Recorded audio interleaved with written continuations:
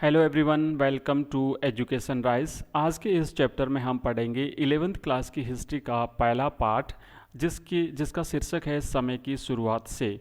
इसमें हम जो है यहाँ पर इसका एक सारांश देखेंगे। संक्षिप्त में जो इम्पोर्टेंट चीज़ें हैं वो सारी यहाँ पर मैं आपके लिए इंक्लूड लेकर के आया हूँ। तो फर्स्ट पॉइंट है कि 56 लाख वर्ष पूर्व पृथ्वी पर मनुष्य के समान प्राणियों का उद्भव हुआ था। तदुपरांत यानी उसके बाद कालांतर में अनेक प्रकार के मानव उत्पन्न हुए और विलुप्त हुए। तो ध्यान रखना है कि 56 लाख वर्ष पूर्व पृथ्वी पर मनुष्य के समान जो प्राणी थे उनका उद्भव, उनका विकास जो है वो शुरू हो चुका था। और अनुमानतः आधुनिक मानव की उत्पत्ति लगभग 1,60,000 वर्ष पूर्व मानी जाती है। ठीक है, जो वर्तमान मानव है, आधुनिक मानव है, इसकी उत्पत्ति 1,60,000 वर्ष पूर्व मानी जाती है। चार्ल्स डार्विन द्वारा लिखित पुस्तक on the origin of species, नाम याद रखिए इस किताब का। चार्ल्स डार्विन ने जो किताब लिखी है उस बुक का नाम है on the origin of species, on the origin of species. 24 नवंबर सन 1859 को प्रकाशित की गई, जिसमें यह दलील दी गई कि मानव का विकास जानवरों से हुआ है। इस किताब में ये तर्क दिया गया था कि मनुष्य का विकास जानवरों से हुआ है, जानवरों से ही क्रमिक रूप से विकसित होकर अपने वर्तमान रूप में आया है आधुनिक मानव। मानव जीवाश्म यानी फोसिल्स, पत्थर के औजार और गुफाओं की चित्रकारी मानव विकास के इतिहास के प्रमुख स्रोत हैं। तो मनुष्य के विकास का जो इतिहास है उसकी प्रमुख जानकारी, उसके स्रोत जो हैं वो हैं पत्थर के औजार, मानव के जीवाश्म और गुफाओं की चित्रकारी। मतलब संसार के विभिन्न भागों में ऐसी गुफाएं प्राप्त हुई है जहां पर चित्र बने हुए हैं। संसार के विभिन्न भागों से अलग अलग प्रकार के औजार भी प्राप्त हुए हैं और मनुष्य के जीवाश्म भी प्राप्त हुए हैं। तो ये उसके विकास यानी मानव के विकास के इतिहास के प्रमुख स्रोत माने जाते हैं।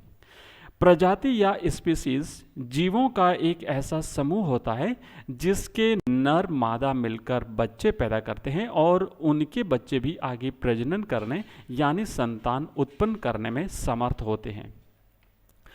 एशिया और अफ्रीका में स्तनपायी प्राणियों के प्राइमेट पाए गए हैं। आदिकालीन जो है जिसे प्राइमेट बोलते हैं वो पाए गए हैं एशिया और अफ्रीका में स्तनपायी प्राणियों में। 240 लाख वर्ष पूर्व इसी प्राइमेट श्रेणी में होमिनॉइड का उद्भव हुआ था। और वानर, इसे मतलब हम एप कहते हैं, अर्थात एप है ना, एपी यानी वानर, कपी, इसी प्राइमेट श्रेणी में सम्मिलित थे। 25 लाख वर्ष पूर्व पृथ्वी पर एक बड़ा भाग बर्फ से ढका था। परिणामतः जलवायु तथा वनस्पति की पारिस्थितिकी में व्यापक अंतर आया। धीरे धीरे ये जलवायु और वनस्पति में अंतर आता गया। जंगल कम हो गए और घास के मैदान विस्तृत भूमंडल में फैल गए। इसके साथ ही ऑस्ट्रेलोपिथिकस धीरे धीरे लुप्त हो गए और उसके स्थान पर दूसरी प्रजातियों का विकास हुआ। होमो को इसी प्रजाति का सबसे पुराना प्रतिनिधि माना जाता है। होमो लैटिन भाषा का शब्द है, ध्यान रखना है। ये जो होमो है ये लैटिन भाषा का एक शब्द है और इसका अर्थ है आदमी। इसमें स्त्री और पुरुष दोनों सम्मिलित हैं। तो होमो का मतलब होता है आदमी। होमो, वैज्ञानिकों ने इसे कई प्रजातियों में बांटा है। होमो को वैज्ञानिकों ने कई प्रजातियों में बांटा है। होमो हैबिलिस, होमो हैबिलिस यानी औजार निर्माता, जिन्होंने औजारों का निर्माण किया सबसे पहले, उन्हें होमो हैबिलिस कहते हैं। होमो इरेक्टस, होमो इरेक्टस यानी वो जीव जो सीधे खड़े होकर के पैरों के बल चलना जिन्होंने शुरू कर दिया था वो कहलाते हैं होमो इरेक्टस। होमो सैपियंस, चिंतनशील मनुष्य, मतलब जिन्होंने विचार करना शुरू कर दिया था, जिन्होंने चिंतन शुरू कर दिया था, वो होमो सैपियंस कहलाते हैं। ये होमो की विभिन्न प्रजातियां हैं। होमो हैबिलिस के जीवाश्म इथोपिया के ओमो तथा तंजानिया के ओल्डुवई गोर्ज जो कि तंजानिया में है और ओमो जो कि इथोपिया में है, ये जो स्थान थे यहाँ पर होमो हैबिलिस के जीवाश्म पाए गए हैं। ये प्रजातियां अनुमानतः 10 लाख वर्ष पूर्व तक जीवित थी। होमो निएंडरथैलेसिस जीवाश्म लगभग 1,30,000 से 35,000 वर्ष पूर्व यूरोप, पश्चिमी एवं मध्य एशिया में पाए गए हैं, जबकि यूरोप में इसके जीवाश्म लगभग 35,000 वर्ष पूर्व अचानक गायब हो गए। जीवाश्मों का नामकरण दिलचस्प है। जो जीवाश्म प्राप्त हुए हैं संसार के विभिन्न भागों से, उसका जो नामकरण किया गया है वो बड़ा दिलचस्प है। इनका नामकरण उन स्थानों के आधार पर रखा गया है जहां ये जीवाश्म सर्वप्रथम मिले थे। तो सबसे पहले जो जीवाश्म जिस स्थान से मिला उस स्थान के आधार पर उन जीवाश्मों का नामकरण किया गया है। जैसे कि निएंडर घाटी में पाए गए जीवाश्म को होमो निएंडरथैलेंसिस कहा जाता है। तो जो निएंडर घाटी है वहाँ से जो जीवाश्म सबसे पहले पाए गए उनको नाम दिया गया होमो निएंडरथैलेंसिस।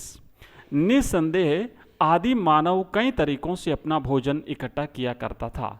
उसके भोजन इकट्ठा करने के अलग अलग जो है वो तरीके थे, वो यहाँ पर हैं कि जैसे संग्रहण द्वारा, मतलब इकट्ठा गैदरिंग करना है ना, इधर उधर से इकट्ठा करना, शिकार यानी हंटिंग, पशुओं का शिकार करना, उससे भी अपना भोजन ये चलाते थे। अपमार्जन, स्कैवेंजिंग, ये भी इनका भोजन होता था, और मछली पकड़ करके भी ये लोग अपना भोजन ग्रहण करते थे, प्राप्त करते थे। नेक्स्ट है अल्टामिरा।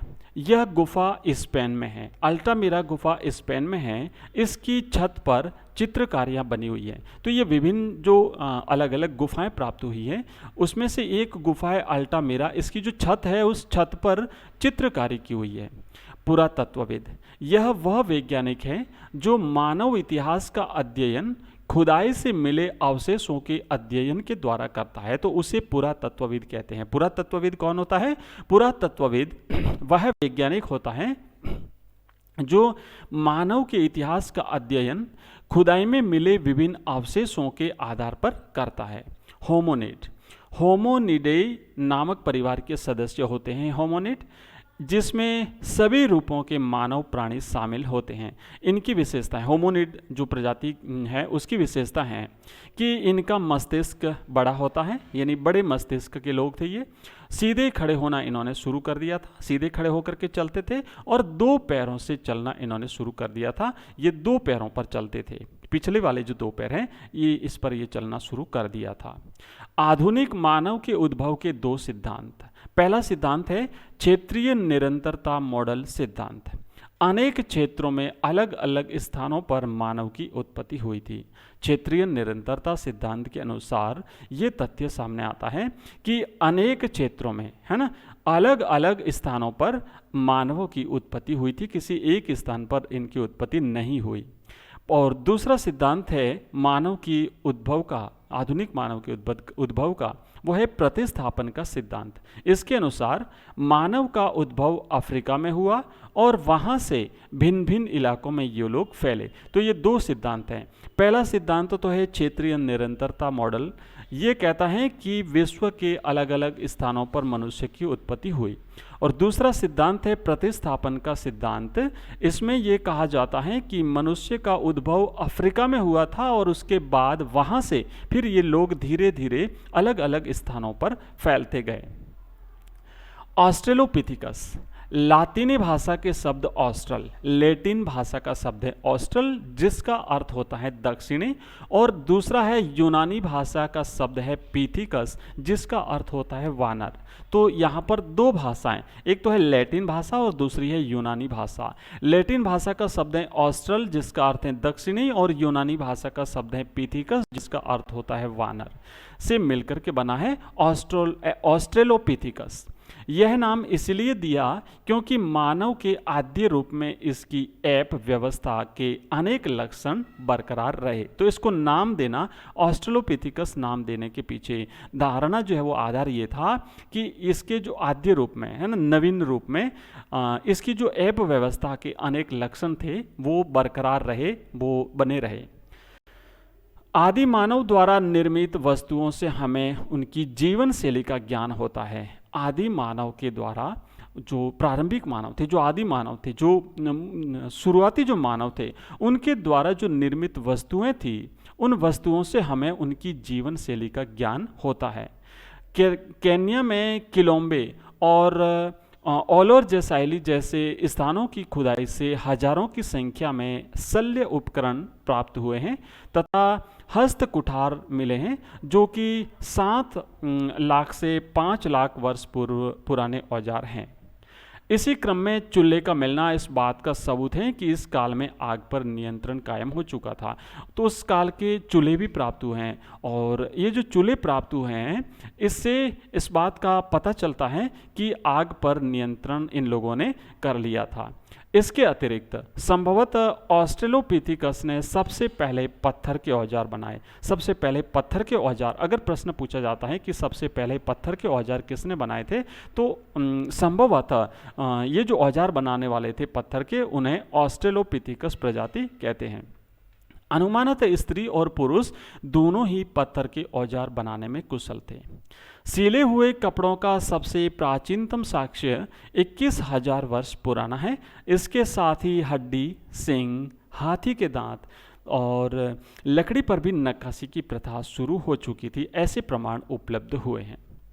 जीवित प्राणियों में मनुष्य ही ऐसा प्राणी है जिसने विचाराभिव्यक्ति के लिए भाषा का प्रयोग किया है। मतलब अपने विचारों को अभिव्यक्त करने के लिए भाषा का प्रयोग करने वाले जीवित प्राणियों में एकमात्र मनुष्य है। इसके अतिरिक्त उच्चरित भाषा और कला के मध्य अटूट संबंध से इनकार नहीं किया जा सकता, कारण दोनों ही संप्रेषण के सशक्त माध्यम हैं। तो जो भाषा है और कला है, भाषा और कला दोनों ही संप्रेषण यानी हमारी बात दूसरों तक पहुंचाना, और इसके लिए जो भाषा और कला दोनों ही काम करते हैं, दोनों ही संप्रेषण के सशक्त माध्यम हैं। मानव ने अपने अंतिम चरण में यानी कि 10,000 से 4,500 वर्ष पूर्व जंगली पौधों को उगाना और जानवरों को पालतू बनाना सीख लिया था। उसने एक स्थान पर रहकर खेती करना भी प्रारंभ कर लिया था। ये इंपॉर्टेंट चीज़ है कि अब मनुष्य ने क्या किया, जंगली पौधों को उगाना और जानवरों को पालना शुरू कर दिया था, यानी उन्होंने खेती जो है वो प्रारंभ कर दी थी। अब उनका जो घुमंतु जीवन था वो अब स्थिर होना शुरू हो चुका था। निसंदेह मानव की कृषि पर निर्भरता से उसके जीवन में क्रांतिकारी परिवर्तन आया। खेती बाड़ी यहाँ से, कृषि यहाँ से शुरू हो जाती है। वर्तमान युग में भी शिकारी संग्राहक समाज दुनिया के कई भागों में विद्यमान है। मतलब शिकार के आधार पर अपना जो है वो भरण पोषण करते हैं। ऐसा दुनिया के कई भागों में, कई देशों में आज भी देखने को मिलता है। अफ्रीका के कालाहारी में, कालाहारी जो मरुस्थल है अफ्रीका का, वहाँ पर रहने वाली एक प्रजाति है कोंगसेन, वो इस समाज का जीवित प्रमाण है। ये प्रजाति आज भी शिकार संग्रह के माध्यम से अपनी आजीविका चलाती हैं। संचार और भाषा। आरंभ में होमिनिड भाषा में हाव भाव तथा हाथों का हिलाना, गाने या गुनगुनाने जैसे मौखिक संचार का प्रयोग हुआ। मनुष्य की वाणी का प्रारंभ बुलाने की प्रक्रिया से हुआ। आरंभ में मानव ने बहुत ध्वनियों का प्रयोग किया और धीरे धीरे ये ध्वनियाँ भाषा के रूप में विकसित हो गई होंगी, ऐसा अनुमान है। औजारों का निर्माण। प्रारंभिक मानव ने औजारों का प्रथम बार निर्माण करके अपने संगठनात्मक कौशल और स्मरण शक्ति का परिचय दिया।